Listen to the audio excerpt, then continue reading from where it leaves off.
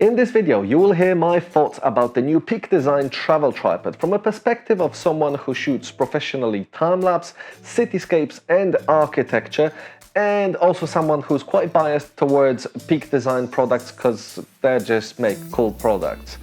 Let's get on with the review. Hi guys, welcome to this video. If you're new on my channel, my name is Michael Thomas. I am a professional time-lapse, cityscape and architecture photographer.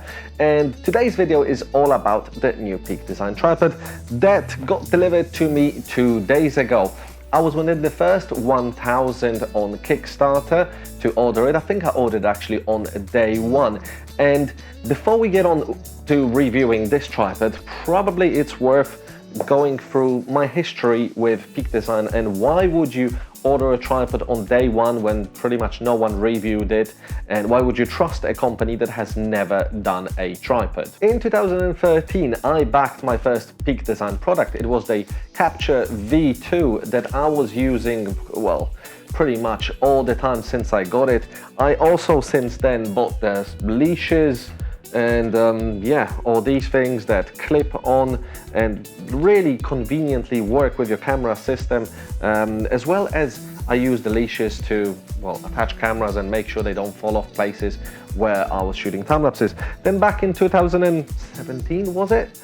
I purchased the everyday messenger bag. This is the biggest bag that they do and I absolutely love it. This is the best man bag, and I never had a man bag before. It works so well with photography products, and I know they released backpacks and all sorts of other bags, but these things I felt they were a bit too small, so I bought a different backpack, not a Peak Design, that's much bigger. It's got lots of compartments, and just, yeah, maybe one day I'll actually do a review of this backpack. To this date, I was so happy with all my Peak Design products that without hesitation, when they showed the tripod, I looked through basic few details about it and I was like, yeah, definitely going for it. However, contrary to popular opinion, I didn't go for the carbon version. I went for the cheaper aluminium alloy version that was quite a lot cheaper. And considering that the carbon version was 200 grams cheaper and it was almost like 150 or $200 more, I didn't feel that it warrants 200 gram difference, the extra price. And on a 1.5 kilo, which is how much this aluminium version weighs, to only save 200 grams being 1.3 kilo on the carbon fiber, I just didn't feel that that difference will be so noticeable. Hence, I went with the aluminium and I'm, yeah, pretty happy with my decision. It came in a pretty neat bag, pretty neat box. This bag is quite nice as well. It really tight fit. However, I don't think I will be using either of these. Well, the box will obviously stay home and I probably won't ever use the bag, this one, for anything. My idea about equipment that I use professionally, especially tripods, is if they bang about and, you know, get scratched, it doesn't matter as long as they keep doing their job. Tripods especially, compared to cameras and lenses, if you buy a proper tripod at the start of your career, that tripod will probably last you a good few systems. You might change lenses, bodies, and you will still be using a good tripod if you at the start pick the right one. And this is a good contender to be the best first and probably maybe your last tripod. So as I mentioned, I got it 2 days ago and my first opinion was, yeah, it is quite small. It is very small when you look at it from this perspective, as well as when you put it into the side pocket of a bag. It feels really great. It feels sturdy, it feels really well made. There are a few things that I know that this tripod obviously is not going to be perfect. It's not going to be for every single situation. Ideally, I like 2 sections or 3 section tripods at most.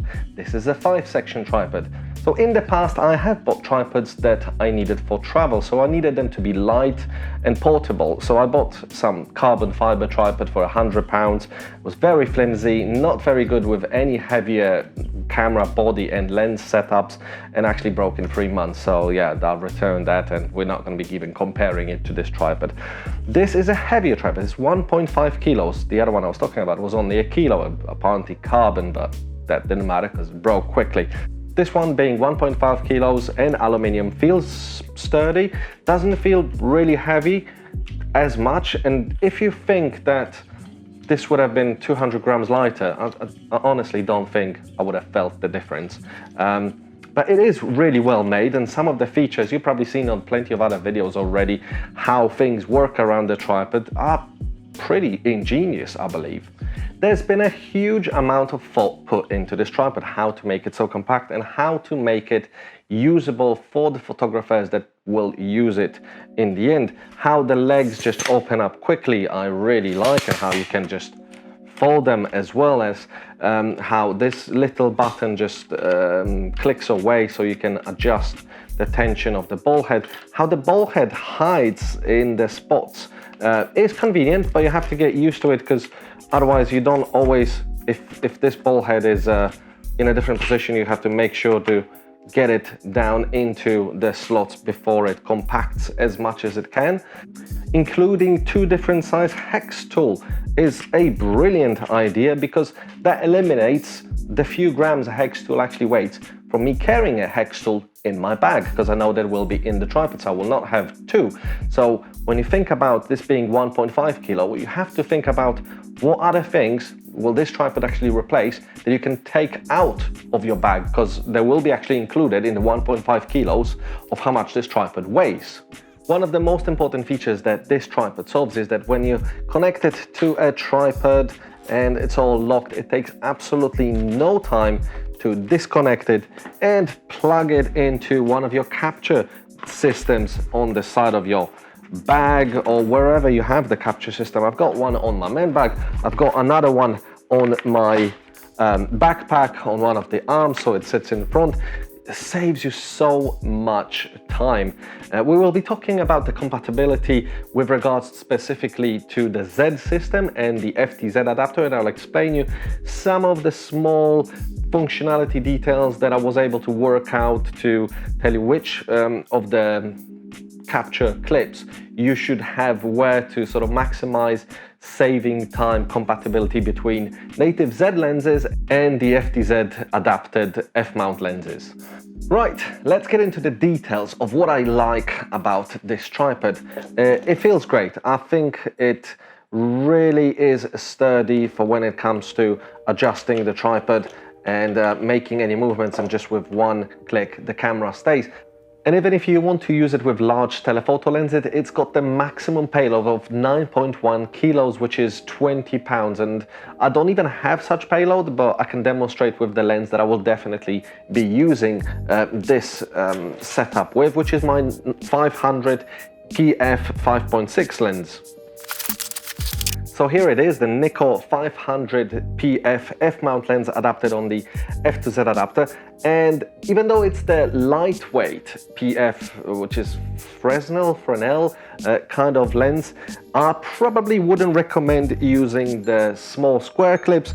Hence I've got the Peak Design slightly large pro clip, I don't know actually what they're called, mounted at the leg of the lens, but it just clips perfectly fine, somewhat perfectly, and it feels sturdy. It doesn't feel like it will shake that much. So yeah, you know, I definitely think I will be using it with this lens. Actually, 2 days ago, on the first night that I got this tripod, I went out at night, it was quite windy, and I shot a panorama with this lens. Speaking about panoramas, we will get into that later. It's one of the facts that I think I will need to think of ways how to adapt this ball head to improve my speed of doing panoramas, because ball heads that have no pano option aren't really the best sort of types of heads if you're trying to make perfect panoramas, but we'll get onto that later. And if you're wondering how does this tripod compare in terms of size to other tripods that I use, well, I use the Gorillapod, which is the old Gorillapod Focus, the heaviest of the old range Gorillapods, with the Ballhead X that it used to be called. This weighs 750 grams or 760 grams, this weighs 1.5, so this weighs almost double that. And yes, lots of vloggers tend to use this for vlogging, and I've done that too myself. It is not the smallest, but when you compare this to the Gorillapod, it is almost the same size. So that to me was a big eye-opener. So I was thinking, if I'm not going to be carrying the Gorillapod, can you actually vlog on this tripod? And it's somewhat small that I think you could, I guess. This you probably couldn't hold it for that long, and this is probably not the best way that you could vlog with this tripod. So I was thinking, if you actually extend the legs and get the head to go in the middle of some of these sections and a little bit towards you, screw it up like that, yeah. If you hold the middle section, it felt like it's slightly more stabilized because all the legs spread out and you're holding the camera almost under the camera. So this actually might be a decent way of vlogging. I think it's doable.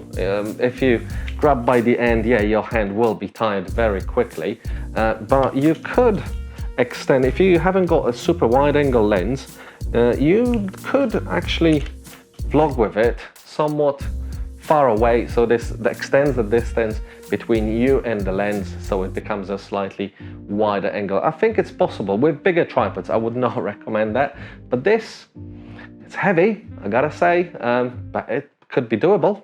So that's that. The Peak Design travel tripod could potentially replace my Joby Gorillapod Focus Ballhead X. They are almost the same size when it comes to sort of the space it would take in a bag or hanging off one of the side elements of a man bag. The Peak Design tripod is slightly longer and obviously almost double the weight. However, if I don't take this, I have that, I can always use it as a proper big size tripod. And it is very rarely that I actually use this to wrap around things. I rather use a dedicated heavy-duty clamp. There's also another reason why I would rather use this tripod and vlog on this tripod, and that is safety. Look at this scenario.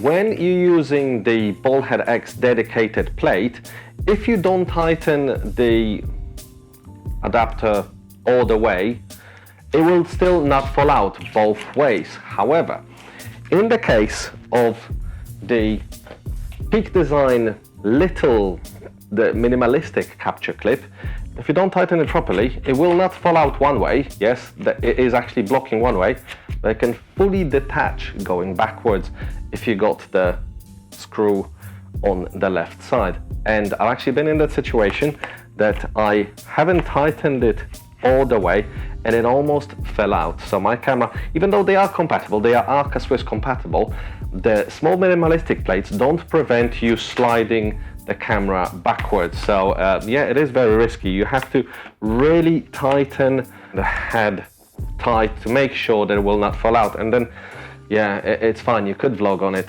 And it's not the case if you're mounting even on the minimalistic plate on the Peak Design tripod, because it's got two Allen key type screws for the Allen keys that are attached somewhere here, that you also have here on the tripod. The camera will not fall out. So you click the camera in, you lock it, and it will never go backwards or forwards. It's completely locked. So it just feels safer to lock the camera, and locking it this way, making sure that you lock it, is much better than tightening this as much as you can. So overall, feel how this tripod head locks the camera in place, even on the minimalistic plate, feels much better. However, if you get the bigger Pro plates, less minimalistic, slightly wider and slightly higher, I don't think it is the issue. If you tighten it slightly, it actually still blocks both ways. But some people will be minimalistic and will want to use the smaller plate, and in that case, the Gorillapod, yeah, can actually fall out backwards.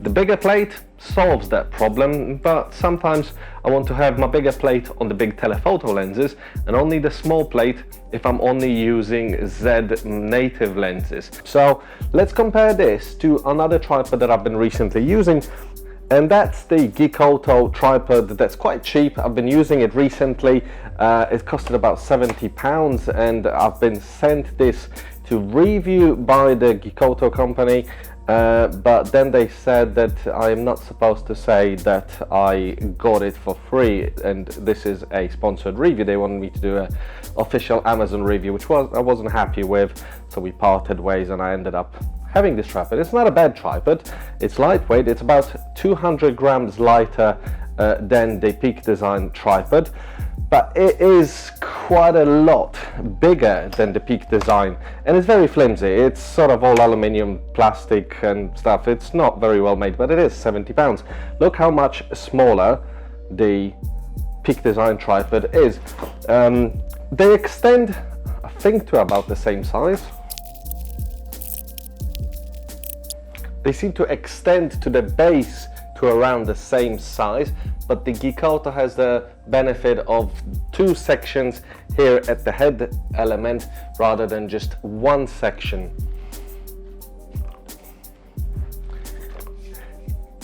Even though the Geekoto has 4 sections rather than 5 sections here on the Peak Design tripod, it feels much flimsier than the Peak Design. Peak Design feels much sturdier. It's both, I think, made of aluminium, but this feels like better aluminium and less prone to shake compared to the Geekoto. The legs just literally wobble, so I wouldn't be happy putting my heavy kits, heavy lenses or long telephoto lenses on the Geekoto. So even on a few sections only to get it to sort of this level, this tripod feels sturdier than this. This just feels a little bit shaky and wonky, so I'm sure that when it comes to any wind, this will perform worse than the Peak Design. But then it is 3 times or even 4 times the price. So let's talk about the difference between the Peak Design head and a standard 3-legged sort of knockoff, I guess this Geekoto is, for a much cheaper price type of head. The Peak Design head allows you to go up and down on the center column only to this level, while on the Geekoto I can go much higher because it's got 2 sections. Yeah, it goes probably beyond the frame, but at this level I would never probably use it like this because it just feels quite wonky already. This just wobbles. So let's compare it apples to apples at around the same height, and I'll show you what I mean with regards to the different kind of functionalities of these 2 tripods. This ball head unscrews with one movement and moves in multiple directions. You can go vertical and shoot vertical panoramas.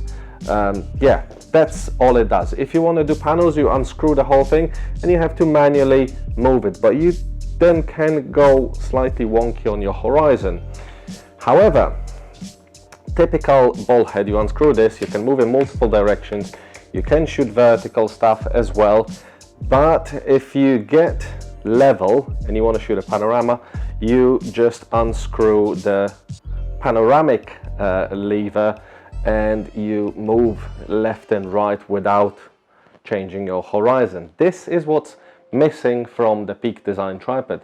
And here I came to a conclusion that actually you can buy small panoramic plates which I would attach to the top of the Peak Design travel tripod ball head, and then once I am level with the horizon, I would only use the panoramic element, and they come quite small, so this would probably not add much more than this to the ball head, which I'd still be happy with for the sturdiness of the tripod and the panning functionality. So I am thinking about getting one of these to get the same functionality as this tripod. But everything on this tripod, it's a cheap tripod, is cheap basically. All this plastic feels very plasticky and flimsy. Well, on this Peak Design, it just feels good. It feels well done, well thought of, and yeah, it folds much more compact. When you actually compare how this tripod looks folded compared to the Peak Design, the difference is huge, and it takes much longer on these 3-legged type head reversible thing tripods. I don't know what the exact term is for this type of a tripod, but you have to reverse it upside down for it to be foldable. this is quite chunky, so when you put it on a man bag or in side of the backpack, it actually takes a lot of space and extends out quite a lot. The difference between these two tripods is huge, especially can be seen if you put them flat on the ground and compare how much more this one sticks out above the surface. Not to mention, you can just see how much smaller the Peak design is while looking from this angle. The difference is huge. I would rather carry the Peak design tripod, even though it's slightly heavier, in my backpack, on the side pocket, or inside my man bag, whichever way you mount it. It just makes more sense. It's more compact, causes less of an obstruction, because sometimes if you walk in a crowd situation, then yeah, you don't want a tripod just sticking out to the side of you, which I unfortunately had to endure in the past by carrying this tripod, or even this tripod that I'm currently filming on right now, which is a Manfrotto 190 aluminium head 3-section tripod with a geared head. But geared head is a completely another subject that I want to discuss at some point, as I am actually thinking of trying out the geared head that I've got on this tripod with the changeable tripod head that I've also purchased for this tripod. Possibly something for another video. Now we know that this tripod probably is going to replace my Gorillapod, my lightweight Geekoto tripod, and most likely this tripod that it will be filming on. But what other benefits are there to this tripod that some of these tripods don't have? Well, none of them have a mobile tripod attachment mount, and this does. It is an unbelievable thing how they ingeniously hid it inside the center column. And this plate takes your phone. This is a universal phone mount, will work with most mobile phones. You basically attach the wider, longer plate to the bottom of the camera, and it will just clip into the mount, like as if you were using a capture clip. There's only one way you can mount the phone, only if the bubble level is next to you, and then you basically just clip it like a Peak design capture clip, and it works fully with a phone. From time to time, I actually also use my iPhone professionally to shoot a time lapse, since now you are able to shoot raw time lapses and process it as if you shot them on a professional camera with all the settings in manual. If you want to watch this video, the link is also in the description. One other genius add-on is the attached set of 2 different size Allen keys, and you need them for attaching your Peak design plate to the body or to the lens leg, as well as changing the tripod into the different configurations it can be changed. Like, for example, shooting very low by disassembling the center column and just maintaining the ball head with your legs spread like this. Well, let me show you how it's done. First up, you lift the center column a little bit up, you open the ball head, you turn it on its side, you can lock it, and you use the wider Allen key to get in there, and you need about 8 turns or 6 turns to disassemble and unscrew the ball head from the center column. Now that this is separate, you take the center column, you slide it out, you put back the just top bit ball head with a small center column, you screw it in, and now if you close all the legs,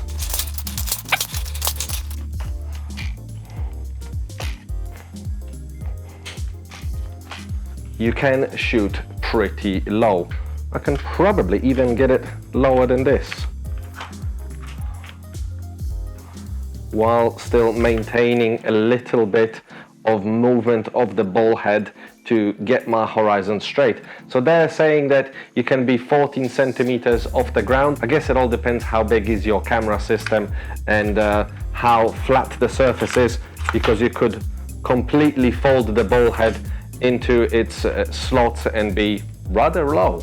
But let's say you don't mind your camera being upside down and you literally want that perfect paddle gram where your lens is almost touching the paddle down on the gram. So basically what you do is you unscrew the center column a little bit so that it can move. You take the hook attachment from the bottom of the center column out, You can take the mobile phone out as well for the meantime.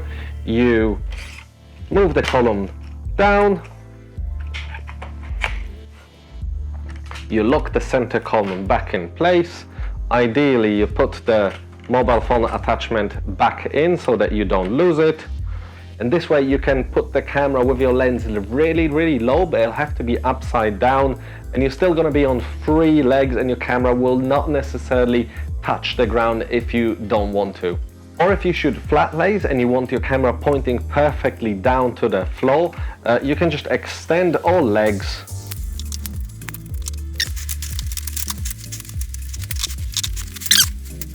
Then you attach your camera and you can look perfectly down into whatever flat lay setup you have.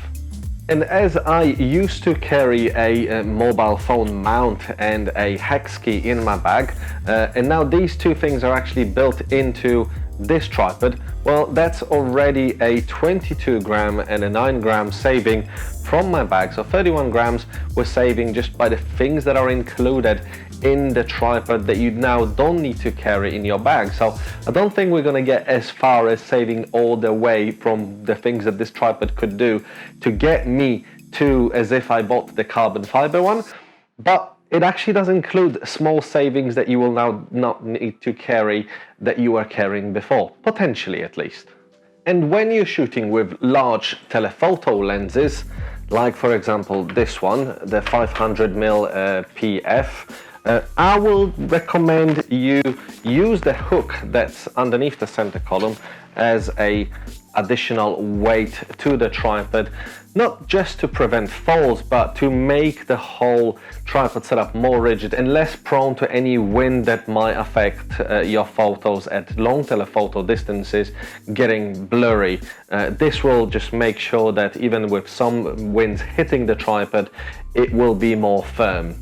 Until now, I've mentioned quite a lot of superlatives about this tripod because it is a brilliant tripod, and there was a lot of thought and sort of photography in mind testing put into this tripod to make it as good. But there are a few features of it that I'm not quite fond of, and the review wouldn't be full if I didn't mention the things that either I would have thought they would have been more perfect, work perfectly, or they just basically are making this tripod not 100% perfection for my kind of use.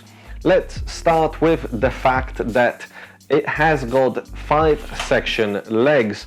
I am a firm believer that the less section legs you have, the more stable your camera tripod will be.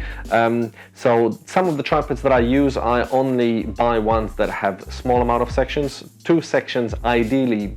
Any video big heavy tripods that I used to use with heavier lenses than this 500, like a 500 f4 that I've got, I would only really put it on the heavy Manfrotto 2-section tripod.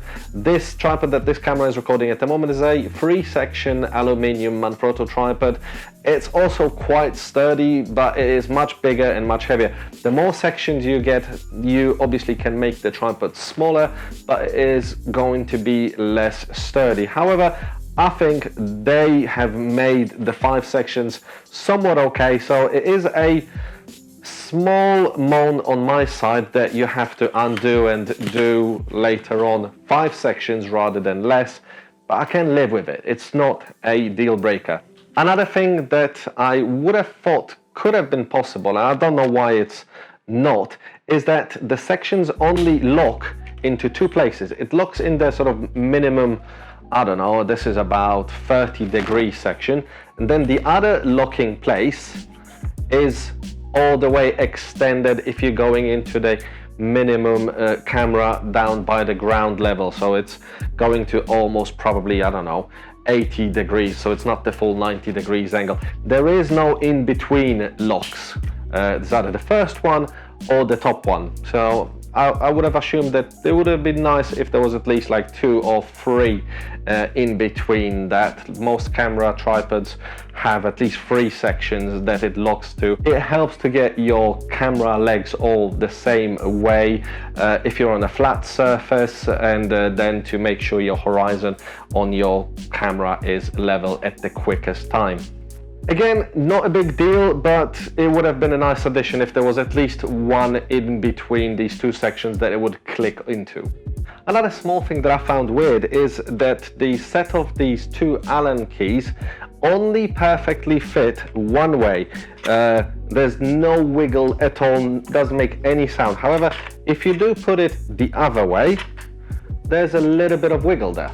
So that's a bit weird, but again, if you put it in and feel that there is no wiggle, you know you're in the right ways. So a bit surprising, but yet not a deal breaker again. One thing that did, however, surprise me a little bit is that when you clip your camera in and you lock the adapter so that the camera won't fall out, and you tighten the ball head all the way so that the ball head will not move, there's a little bit of wiggle on the tightening mechanism.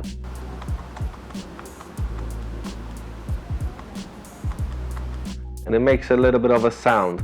So I would have thought that once you tighten it, it would just be firm and not moving at all. Yeah, it does have a little bit of wiggle room there. Another thing is the hook adapter that's also enabling you to get the mobile phone mount. To get it out, it's pretty simple. You just pull these two locks and turn it and get it out. It's super easy to put the mobile phone back in because it's got a magnetic mechanism that holds it in place. And then when you want to attach the hook adapter back in, it is a little bit of getting used to before you actually able to get it in quickly, and I found it a little bit annoying, as well as the hook on its own does have a little bit of a wiggle, and it's not like a perfect fit. Again, not a deal breaker. Once you get used to learning how to put it in, it takes less time, but it did took a little bit of getting used to. As a Nikon Z system user that often swaps between the native Z lenses and the FTZ adapted lenses, unfortunately it took me a bit of a trial and error to figure out what ways should I mount the mounting plates and where should I mount them and how should I mount them on the body or the lenses in order to actually work with this ball head. Instead of mounting it going forward, how it is shown in most instructional videos, I figured out different ways how I can achieve everything I can, but it took a little bit of that trial and error. It wasn't as intuitive as I assumed it would be, but I've made a dedicated video. So if you are a Nikon Z system user, I encourage you to watch that video so that you understand how to mount your plates specifically with regards to the Peak Design tripod, as well as the compatibility with capture clips. And the link into that video is in the description too, but now let's get back into the generic review. Whatever camera manufacturer it is that you use and you're just thinking about this tripod. With the small square standard plate, whichever way you mount it on the tripod, you can then put it on your capture clip in whichever way. Normally I've got my capture clips horizontally, so I clip down here, or into my bag I clip down. Some people have it on their belt and then click sideways. The square standard plate will enable you to mount it whichever way you want. Even if you're mounting sideways, then you can go straight to mount it on the tripod. And then you can shoot perfectly in horizontal way as well as in portrait orientation and still adjust the camera so that your horizon will be straight. It is, however, not the case if you want to use the slightly more pro dual plate. As I prefer to mount the dual plate across the camera body, even with native Z lenses that just don't obstruct the plate and I can mount them and take them off easily, that is because I always clip down onto my capture clips. I rarely carry my capture clip on my belt where you would ideally clip to the side. So on my backpack, on my shoulder straps or on my bag, I always clip down. So if you have the dual plate mounted in this way that you will clip down, which is mounting it across the body, then you cannot mount it on the tripod going forward so that you see the bubble level right below your screen. Unfortunately, then you have to mount it to the side, either with the bubble lever being on the left or right. I find it easier by holding the camera in your right hand so that the bubble lever will be on the right.